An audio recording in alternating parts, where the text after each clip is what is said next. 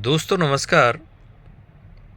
क्या आपने कभी सोचा है कि धर्माचार्य बनने की भीड़ क्यों लगी हुई है? कथावाचक बनने की भीड़ क्यों लगी हुई है? धर्माचार्य, कथावाचक, पंडित, पुरोहित, ज्योतिषाचार्य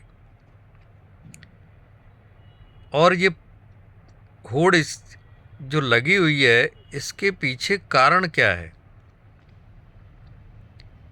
इतना क्यों लालायित है हर आदमी कि मैं भी कथावाचक बन जाऊं, मैं बड़ा ज्योतिषाचार्य बन जाऊं, भले ही उन गणनाओं से किसी का कोई भला नहीं हो रहा हो। और सबसे बड़ी बात तो ये है कि जब से ये शंकराचार्य वाला मुद्दा अभी गरमाया है, उससे पहले इतने धर्माचार्य, इतने कथावाचक हुए हैं, उसमें कई लोगों को तो पुलिस के द्वारा कई केसों में पकड़ा जा चुका है और उसमें सजाएं भी हुई हैं। आसाराम बापू हैं और कई लोग हैं जो पंजाब से कईयों आश्रम पकड़े गए हैं, जिसमें बड़े बड़े बाबा हैं, रामपाल बाबा हैं। डेरा सच्चा सौदा, इसका राम रहीम जो बाबा कहता था अपने आप को, एक बलात्कारी जो इतना सम्मान पा गया और हजारों करोड़ रुपए की संपत्ति जिसने कमाई इन फर्जी कारनामों से। अभी कईयों लोग ऐसे, बीच में यूपी में एक खबर आई, एक बाबा था, एक सब जो केवल सफ़ेद कपड़े पहनता था, उसकी सभा में बड़ी भगदड़ हुई। उसको में जहाँ तक मुझे लगता है, उसके सबूत ही ऐसे ही बताते हैं कि सरकारों का भी समर्थन है और लगभग सभी बाबाओं को सरकार का अच्छा खासा समर्थन है। तो बाबा बनने के पीछे जो कारण है वो सिर्फ एक ही है। हमको ऐसा लगता है कि उनको पावर चाहिए, लेकिन पावर तो अपने आप आती है, उनको धन चाहिए। ये बाबा बनने का एक ही कारण है कि बड़ा ग्लैमरस जीवन है इनका। अभी जो शंकराचार्य हैं, उनका आप शाही अंदाज देखिए,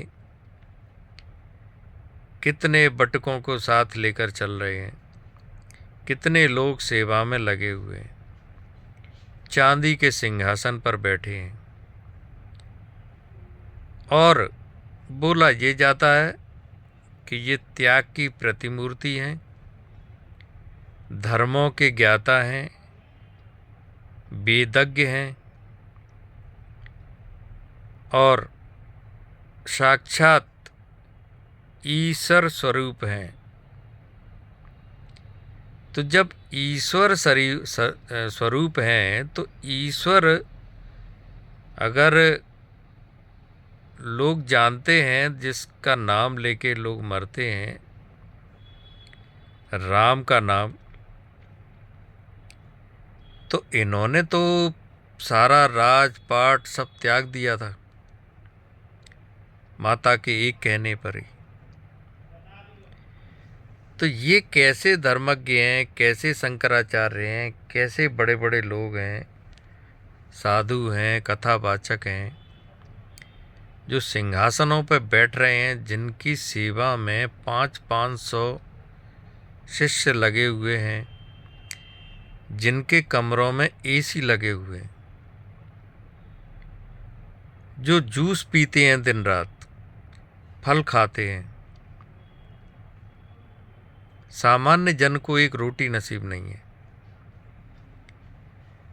और इनके लिए सारे ऐशो आराम हैं।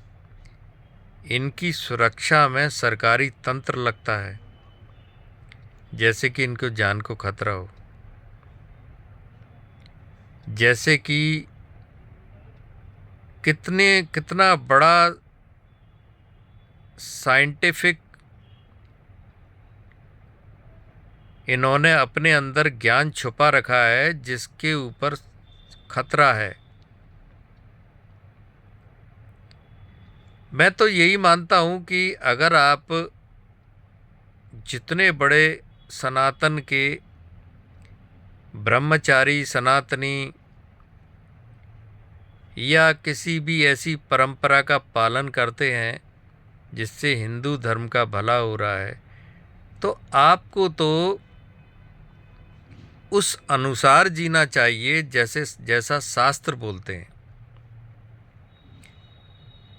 तो सीधा सीधा मतलब है, धर्माचार्य बनने के लिए जो इतना लालायित है व्यक्ति, वो केवल धन के कारण, ऐश्वर्य के कारण, ग्लैमरस लाइफ के कारण, कोई पूछने वाला नहीं है कि आपका ये पैसा कहाँ से आ रहा है, इतना पैसा किसने दिया,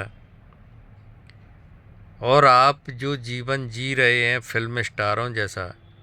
फिल्म स्टार भी ऐसा जीवन खैर नहीं जी पाते, इतना शानदार। तो ये आपको क्यों चाहिए जब आप सनातन के ही प्रचार करने वाले हैं, सनातन को बढ़ाने वाले हैं, सनातन की रक्षा करने वाले हैं, फिर आपको ये सब चीज़ें क्यों चाहिए? तो सीधा सीधा कारण है, धन के लिए, ऐश्वर्य के लिए